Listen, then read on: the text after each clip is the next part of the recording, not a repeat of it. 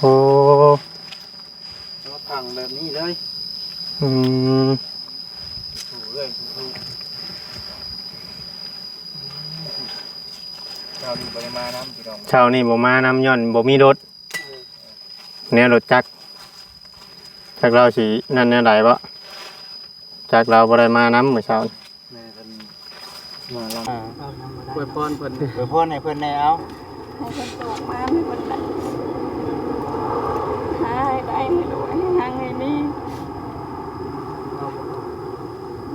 ก็ อย่าว่าบ่ออกได้ มันบ่คือในด้านแบบว่า ต่ำ แต่ เนาะ ว่าบ่เป็นอย่างนี้เนาะ แม่น ด้านทุกอย่างธรรมดานี่มันก็เรื่องแบบนี้มันก็เว้ากันบ่อยาก สู้ๆเอ้ยสู้ๆเนาะป ป ลอบใจเมียแน่ไอ้กดปลอบใจเมียแน่โอ้ยเราตบหลังเมียแน่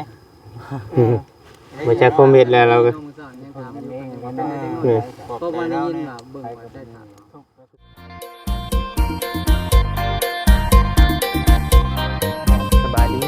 สบายดีน้องพ่อแม่พี่น้องเบ้อสู่ผู้สู่คนเนาะเพียงเนาะปัจจุบันชุบอนว่าสิเป็นพี่น้องทางฝั่งลาวเนาะกราบสวัสดีพี่น้องทางฝั่งไทยอีกทีนึงก่อนอื่นก็ขอแสดงความเสียใจเนาะเพียงเนาะอยู่ทั้งพี่น้องมาบางเพิ่นเมียนเพิ่นทมเนาะเพียงเนาะ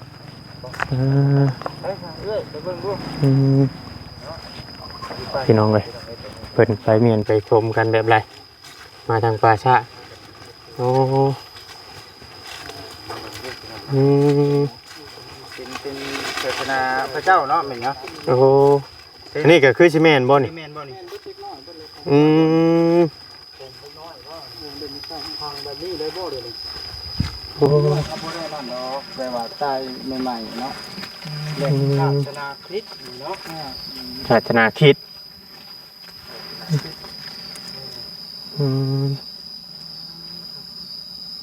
เดี๋ยวบ่ได้ปกบ่ฮะตัดพดมันยังปกอีกเลิกเติบบ่ชุมเจ้าฟังโอ้ มาพังแบบนี้เลย อืม ถูเลยถูเราดูปริมาณน้ำพี่น้อง เช้านี่บ่มานำย่อนบ่มีรถเนี่ยรถจักเราสินั่นแนวใดบ่จักเราบ่ได้มานำมื้อเช้า แม่เพิ่นมาลำลาครั้งสุดท้ายเนาะ อืม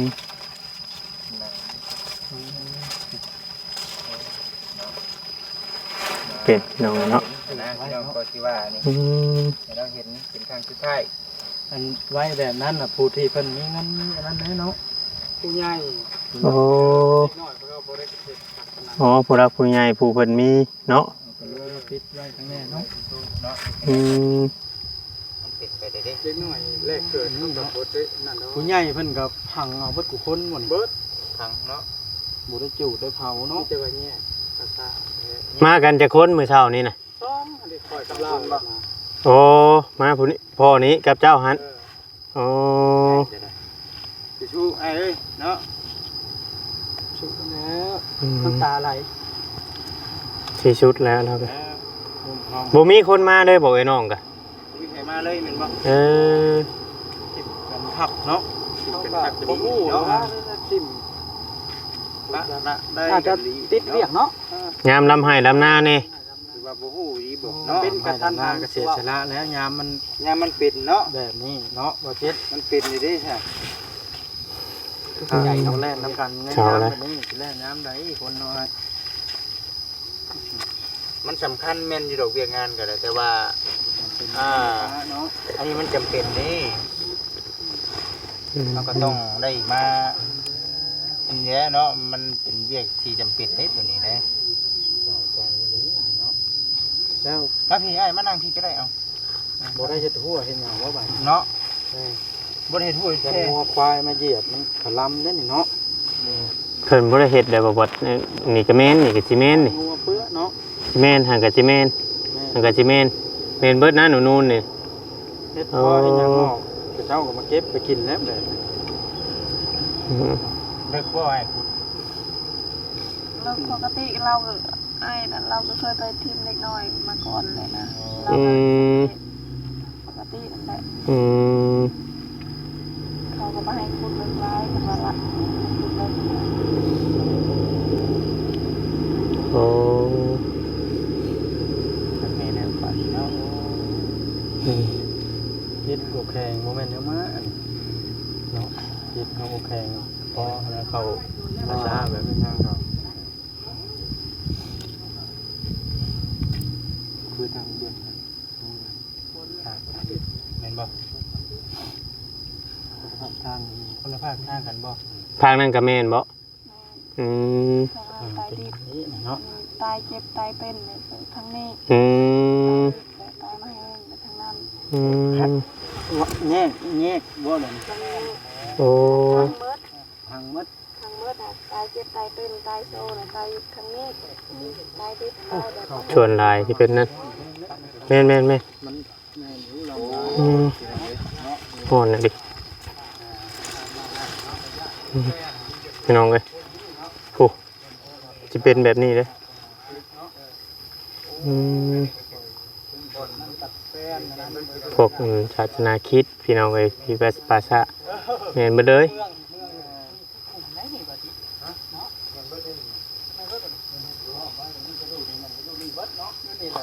อืมโอ้บางคนก็แบบอันนั่นเนาะ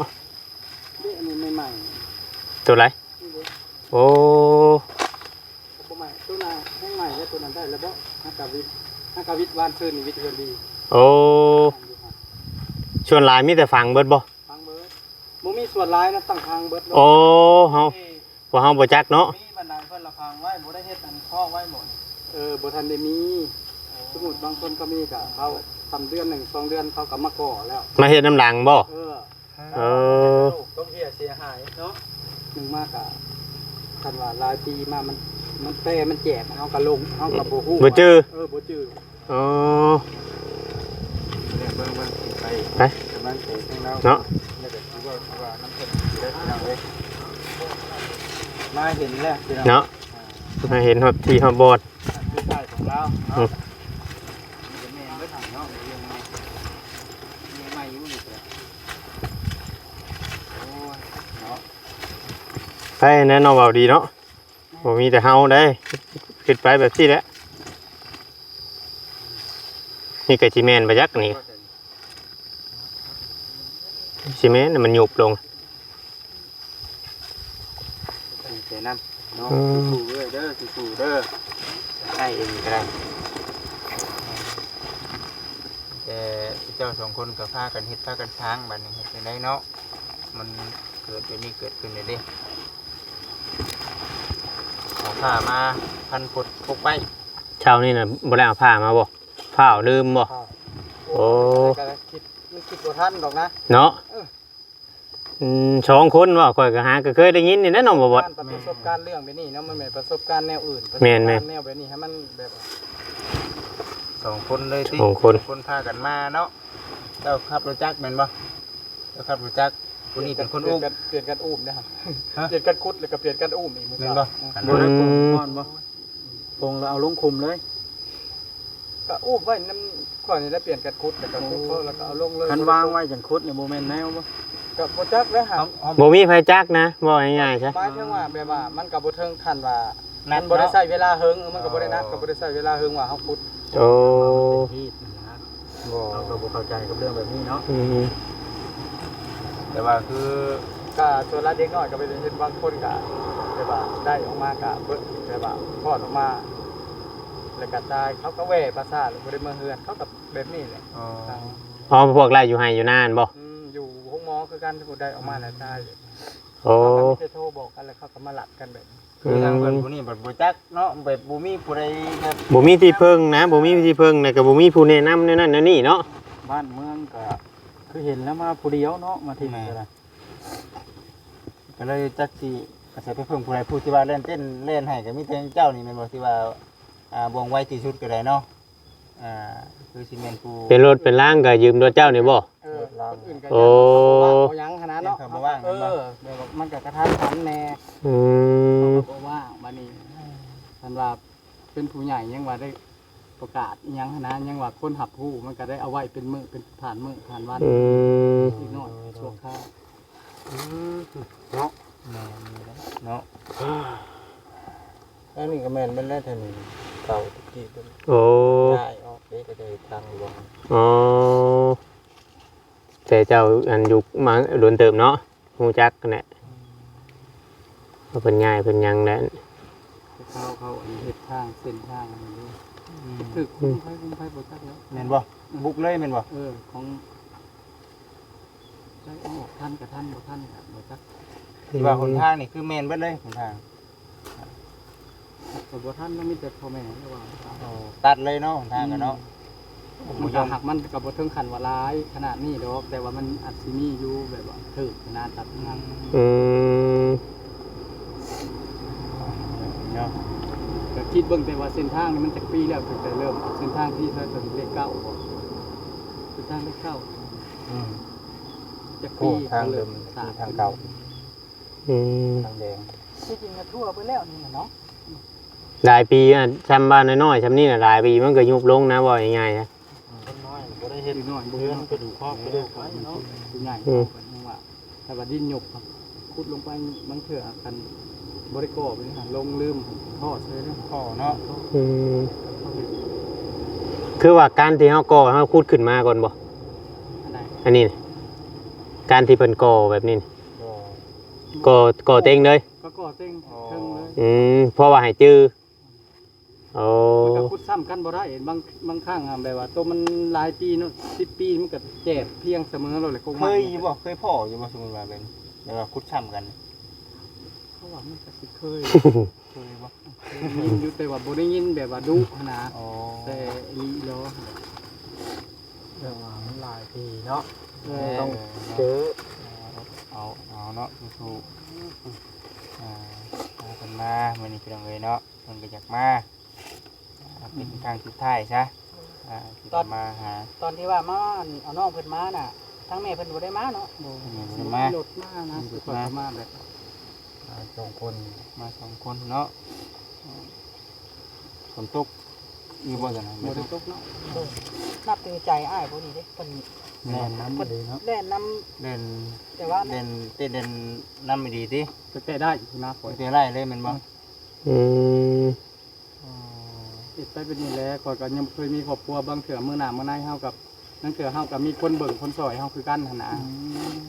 บางทีบอกผู้ช่างเลยเนาะ ทำไปแบบนี้แหละซอยกันซำซอยได้แหละมื้อหน้ามื้อในเฮาตกไฟได้ถูกกับเขาบ่ซอยกันลางเถื่อมีคนอื่นและซอยเฮาคือกัน บุญเนาะ เออ คนเฮามันบ่มีดีขึ้นตลอดไปได้บางทีเนาะ แม่สิวางแต่ว่าถ้าแต่ทวงบุญคุณนำเขามันบ่แม่นอันบุญที่เฮาซอยสิ่งที่เฮาซอยครับบางเถื่อก็มีคนซอยเฮาคือกันครับตรงไปเลยไม่ใช่ว่าเฮาสิว่าเฮาเป็นในรายกระยานะเฮามั่นใจว่าเฮาบ่ได้เฮ็ดแนวบ่ดีเนาะเฮาก็ซอยกัน เลย มันบ่มีเด้เนาะจังช่วย คนเว้านะ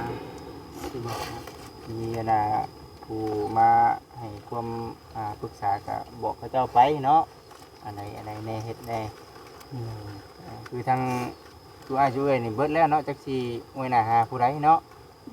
เบิดแล้วเด้อ เบิดแล้วบ่มีบ่นอวยใจแล้ว เบิดแล้วป่านนี้คำว่าสุขภาพจำใดจำหนึ่งนี่ก็ถึงเวลาเพิ่นให้ไปอยู่เด็ดขาดถึงสิก้มหน้าก้มตาอยู่เฮือนอยู่ชานก็บ่ได้เด้บัดเพิ่นให้ บ่ง่ายๆว่าถ้าเข้ามาเนาะถ้าเจ้าของเฮือนเข้ามา เขาอาจจะบ่ให้อยู่ มาแล้ว มา น้องน้อง โอ้เพิ่นก็บอกอยู่เนาะแม่นบ่บอกให้อ ก็ อก บ่ได้ว่าบ่ให้อยู่ได้ โอ้ อืม แม่ หักเว้าก็บ่ได้เว้าแต่นั่นดอกแบบว่าเว้าแบบว่าเป้งๆอยู่เว้าดังๆแต่ว่าบ่ได้เว้าใส่เขาตรงๆว่าในเฮือนแต่ว่าครับเว้าใส่กับคนอื่นนี่ล่ะคนอื่นนะ เสียดสีเนาะ เสียดสีกันพอสิเข้าใจแล้วคนใหญ่เนาะแต่หลักๆเลยคือแม่เลยเนาะแม่ย่า แต่ว่าน้องเพิ่นหั่นบ่ได้ว่าหยังได้มื้อนั้นที่เพิ่นนั่งจำหูมันขึ้นไป มันก็ยังขึ้นไปมันก็บ่ได้ว่าอะไรนะ แม่นอยู่คนเฮาเนาะไผเปิดเผยออก มันบ่ได้ว่าเนาะบ่ได้นะนี่แต่มันว่าติดเข่ากันคือติดเข่าอยู่หน้าอยู่วงเขาอันเผาวงเขาเฮ็ดเวียกมันก็ว่าเอ้าคือบ่ใส่ติ๊บบ่มีว่าติ๊บอยู่พุ่นอยู่หน้าพุ่นมันก็ยังได้ว่าบ่เห็นว่ามันสิว่าบ่ให้อยู่ได้เฮือนกูจะไอ้พี่บ่ อื มี มชวนได้มีผู้เดียวหั่น แต่แม่ อืม แม่ให้น้องเช้านั่นไล่เราก็ไล่เราก็พังแม่ มันบ่ไหล อืม แต่ว่าเพิ่นเว้าว่ามีแต่ว่าอันมันโทรมามันเว้าว่าไหลเขานี้แท้ๆมันมาเองบัดมันคือบ่ไหลเขาคิดในใจโตมันมาเอง มันบ่กล้าแล้วเพิ่นโตให้ก็ใหญ่แล้วเนาะคันบ่คันว่าไหลกับมัน เว้าง่ายๆว่าเราก็อยากแล้วแม่นเราอยากให้ผู้นี้หาเพราะวันมีวันอยู่วันเช้าอันนี้คือสิไล่ไปใช้ยามผลใช่มั้ยตอนแม่นสิไล่บัดยันบาปมันแน่เราก็ท้องกุ้งท้องหยังแม่นใครก็เคยมีครอบครัวมาก่อนมันก็จำเป็นนะ แม่นแล้วว่าแหละยังไงเนาะมันก็เพิ่นได้มาอยู่แต่ก็เดี๋ยวเฮาก็สิเว้าให้พังเบิดนั่นแหละเนาะจบอยู่ในคลิปนี่แหละพี่น้องมื้อนี้ก็ได้ได้อยู่แล้วเนาะได้เบิ่งก่อนเด้อเอาพี่น้องเอ้ยคือว่าเด้อมื้อนี้น่ะเนาะพอดีว่าทางบ่จิตเองก็มีเงินเนาะจากทางผู้ใหญ่เพิ่นขั้นตอนแรกก็ที่แรกก็ว่าสิพาเนาะเด็กน้อยไปห้องหมอแต่ว่ามันบ่ตรงบ่ทันเนาะมันบ่ตรงบ่ทันพี่น้องเอ้ยเนาะคือทางพ่อลุงเพิ่นกับแม่ป้าเนาะทางฝรั่งเศสแต่ว่าอยู่ในส่วนนี้ก็เดี๋ยวบ่จิตเองเก็บไว้ก่อนตัวตัวเงินจำนวนนี้เนาะเพราะเฮายังบ่ได้ถามเพิ่นเดี๋ยวบ่จิตเองสิไปถามทางลุงกับป้าเพิ่นว่าสิเฮ็ดจังไดเนาะแต่บัดที่นี่เนาะมีทางทีวีเนาะเดี๋ยวว่าเอ้ยเมอยู่ทางญี่ปุ่นนั่นแหละพี่น้องเอ้ยเนาะเป็นเงินของทางเอ้ยเป็นไว้นำบ่จิตก็แต่โดนนานนั่นแหละเป็นบอกให้ทางบ่จิตเองซื้อพระองค์พระอ้อมแน่ได้มาให้หลายอย่างเนาะหลายอย่างนี่ก็เลยบ่ได้ซื้อมื้อนี้เพราะว่าตั้งใจว่าสิเอาเพิ่นไปห้องหมออยู่แล้วเขาในเมืองอยู่แล้วแม่ในจำนวนเงิน3,000,000ก็สิเอาเงินให้ทางเอ้ยแล้วเนาะตัวนี้ก็เป็นพูดของทางเอ้ยเนาะเลยของทางพี่นี่มีสีให้ทางเอ้ยเป็นใบเลยเพราะว่ามันเอ้ยเราก็ย้ำอยู่นะเด้อพี่น้องเด้อเนาะพอได้ชื่ออยู่ชื่อกินไปก่อนว่าซั่นซะเฮ็ดนั่นได้คำว่าพอซักยาก็ซักผัวไล่ลูกใหม่เด้คนแม่นผัวแม่ซะเฮาให้แข็งแรงนะแต่เฮาก็อยากแนะนำเพิ่มเติมบ่อยากให้กินไปทุกที่แม่เอ้ยเพิ่นบ่อยากให้ไปลดค่าน้ำหน้าสักแม่กับแนวกินนี่ได้ว่าแต่บ่มีลูกเด้นี่เจ้ากินพิษกรรมก็มีได้ผู้บางคนน่ะลูกบ่มีก็แต่อุ้มลูกซ่อนรถไปน้ำเฮานี่เฮาก็ยังดึงเอาอยู่เลยยามัน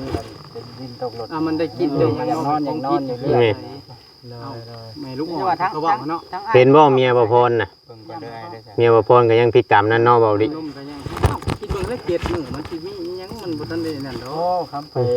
คนแบบเฮาให้เต้แล้วบ่ทันออกกรรมซั่นเนาะโอ้ยคนธรรมดาบ้านเมืองแบบบ่มีคนไปนะเป็น10ปลายมื้อผู้ไหนอยู่กรรมเนาะ21มื้อผู้ไหนบางคนบางคนก็14มื้อกินระวังแม่นไปซะเนาะเดี๋ยวอันนี้ก็เป็นเงินของทางพี่มีเป็นคนไทยแต่ว่าไปอยู่ทางญี่ปุ่นเนาะเป็นช่วยให้ทางเอื้อยเก็บไว้เด้อหรือว่ารักษาเจ้าของนั่นแหละอะไรเนี่ยก็ถามทั้งอ้ายเพิ่นนำตั้งแต่ที่ก็ได้ลงมือเอาแล้วก็ขอบคุณทั้งพี่มีนี่เด้อเนาะใจเพิ่นละลายอวยพรเพิ่นอวยพรให้เพิ่นได้เอาให้เพิ่นตกมาให้เพิ่นได้ให้ได้ให้รวยให้หางให้มีแล้วว่าบ่ออกได้มันบ่คือในด้านแบบว่ากรรมเนาะบ่เป็นอย่างนี้เนาะด้านทุกอย่างธรรมดานี่มันก็เรื่องแบบนี้มันก็เว้ากันบ่อยากสู้เอ้ยสู้ๆเนาะปลอบใจเมียแน่เอ้ยกอดปลอบใจเมียแน่โอ้ยเราตบหลังเมียแน่บ่จักความเฮ็ดแล้วเราก็เพราะว่าได้ยินว่าเบิ่งว่าได้ถามเราบ่ได้นอน2คืนน่ะแต่บ่ได้นอนจักดีเลยน้ำกันเนาะสังเกตเบิ่งแต่ได้ลูกแล้วพุ่นล่ะบ่เต็มอิ่มนะจักได้แต่ว่าเมียแน่จักได้ลูกแน่เนาะเมียซ้อนรถกะย่ามันรับลงน้ำหลังกับเขาแล้วบัดที่นี่น่ะเงินส่วนของทางพี่มีน่ะคือบ่จิตได้มอบให้แล้วส่วนเงินของทางป้ากับลุงน่ะเดี๋ยวบ่จิตไปปรึกษากับแม่ปรึกษากับผู้ใหญ่ก่อนเด้อพี่น้องเด้อเนาะว่าเพิ่นสิให้เฮ็ดจังได๋แม่เฮ็ดแบบใดเฮ็ดแบบใดทีนี้ก็จังว่ากันอีกเทื่อมีแต่ชูเจ้า2คนนั่นแหละเบิ่งกันเนาะอันใดที่ว่าเป็นหืดเป็นยาเนาะมาใส่ซอกมาใส่นั่นแหละผู้เป็นแม่นี่แหละบาดเนาะ ข็งแห้งนะสู้นะ เป็นการน้ำผักผ่อนบ่เพียงพอแล้วเนาะบ่ได้รับไปนอนถ้าว่าเรื่องอื่นแล้วก็บ่ได้นะ ย่านเวลาก่อนลูกเสียเลือดเสียยางร้ายคือว่า อืม อ้ายเพิ่นว่าสิเป็นลูกก้ารับจ้างได้ยินเมียเพิ่น บ่ไปก็ยันเด้นี่ก็ได้เด้ พาไปก็ยา ไปก่อนเนาะ เบิ่งก่อน ดูแลไปก่อนดูแลกันไปก่อนจักมือจักไรอะนะ เนาะแล้วเถื่อมื้ออื่นมื้อยังได้จะได้มาอีกก็บ่จักเนาะแบบนี้ครับ เอ้าเงินกับผู้รักผู้ใหญ่เพิ่นมอบให้ในเด้ทั้งที่เฮามาแบบ ให้เบิ่งกันก่อนว่าง่ายๆซะ เถื่อมีผู้ติดต่อมาอยากซอยเลยเนาะ ถ้าเป็นไปได้เนาะเทื่อได้ดินดอนต้นหญ้าเพราะ มันก็บ่ ได้ ได้ ใช้ มันอ่างน้ำมันบนอยู่บนเช่าเนี่ยกับปานนั่นเดี๋ยวนี้นะเพื่อนเขาเจ้าเขาก็ยังล็อกไว้นั่นห้องที่ว่านั่นนะไปทั่วบ่ได้ว่าง่ายอยู่เพื่อนน่ะไปทั่วบ่ได้ ได้ก็บ่มีของไผกับพระ ใจมันเนาะ อืม อยู่เพื่อนหักได้อยู่แต่ทั้งเนาะ แม่น อันนี้ก็พอสมควรเนาะ โดย สู้เด้อสู้ไปก่อนทั้งง่ายกับเอ้ยเนาะเป็นได้ใช่อยู่ปลาอยู่ร้อนเลยพี่น้องเอ้ยมื้อนี้ก็เอาแบบสุดๆร้อนๆเนาะอยู่นี่ เนาะใช่ อย่างทางทีมงานเฮาก็เบิ่งไปเรื่อยๆเนาะ อืม เพื่อเขาได้ชดช่วยกันเล็กๆน้อย ทางเจ้าเองก็บ่มีไผซะเนาะบ่อยากให้มันเป็นอย่างนี้นะบ่มีไผ ๆแต่ FC บางท่านเพิ่นยังบ่เข้าใจเด้ว่าทีมงานเฮานี่คือทราบโพด ก็หลายคอมเมนต์อยู่ นี่ว่าไว้สุดเลยได้อันที่ว่าติ ขึ้ ด น ต่ เดี อ ยวเนาะ บ่ได้คืนเด้อันที่ว่าติดต่ออัน ตอนเช้าเนาะ หมายถึงว่าติดต่อหันทีมงานหามาไว้อยู่แต่ว่าคนที่ซอยทำเลยว่ามันก็บ่ได้มีแบบว่าเอาลงปุ๊บเลยมามีโดดเนาะ เพิ่นก็บ่ได้เห็นในบางเทื่อบางทีเพิ่นนอน มีแต่ว่ามีแต่ออกความคิดเห็นเนาะมันบ่ได้หมายความว่าสิว่าลงปุ๊บแล้วมีอันนั้นโลดก็ไว้ได้คือกันคันว่าน่ะ โดย คันว่ามีเงิน ว่าง่ายๆว่าทีมงานเฮาน่ะบ่มีเงินกองกลาง แม่ ว่าถ้าว่าเฮาเจอกรณีฉุกเฉินแบบนี้ เดี๋ยวเฮาช่วยปึ๊บรถน่ะมันบ่มีเงินน่ะมันเลยยาก คือเมื่อวาน นำพัง ชั่วโมงเริ่มติดต่อนะทุกคนคิดหาวิธีซอย ก็บ่ได้เฮิงเนาะ บ่เฮิงกับ บ่เฮิงเฮาก็ออกมาดูไล่ๆข่าวก็ออกมาโดดเมื่อวาน คือบ่จิตเองเนาะหรือว่าทั้งทีมงานคือเฮาอยู่แบบนี้ซะบางท่านเพิ่นก็ไปเปรียบเทียบใส่กับแบบช่องใหญ่ แม่น เพิ่นไปมีงบมีทุนแล้ว เพิ่นมีทุนตั้งไว้อยู่แล้ว คื เนาะ อทั้งที่เฮาเองบัดบ่มีเงินสำรองพี่น้องเนาะ ๆแม่น บางท่านเพิ่นก็ฝากเงินไว้เนาะให้ไปอันน่ะเป็นครอบครัวใดที่ว่าจำเป็นนี่ก็ช่วยเด้อแต่ว่าคือทั้งที่เฮาเองบัดบ่ได้มีแบบนั้นเนาะส่วนมีก็เฉพาะในเงินเฮาเดินทางไปวันๆไปแบบนี้นะพี่น้อง ๆเลย ช่วยได้ทำที่ช่วยแบบนี้นะ เลย ตามกำลังของเจ้าของ แต่ว่าอันนี้ก็ถือว่าเจ้าของเฮ็ดดีที่สุดแล้วล่ะเนาะนั่นแหละจังหวะจึงนั่นอยู่พี่น้องเลยมีแต่ว่าขอโทษขออภัยนำไอ้เอ้ยแล้ว เห็นอะไรเนาะมันเป็นน่ะ พยายามสุดแล้วเนาะ ไปเสียได้เนาะไปชม สบายดีก่อนสบายดีพี่น้อง สบายดีเนาะ เลยพี่น้องไงเนาะเฮ็ดจังได๋ ต่อไป เนาะพี่น้องไงเนาะคลิปนี้ก็สิประมาณนี้แหละถ้าว่าผิดพลาดการใดก็ต้องกลับขอโทษขออภัยหลายๆแต่ว่าเอาเพิ่นมาส่งบัดนี้พี่น้องก็เฮ็ดได้เพิ่นขอให้มาเบิ่งครั้งสุดท้ายเนาะพี่น้องพี่น้องเอ้ยพี่น้องคลิปนี้ก็ลำลาไปก่อนขอกล่าวคำว่าสบายดีบัดคุยคนเนาะ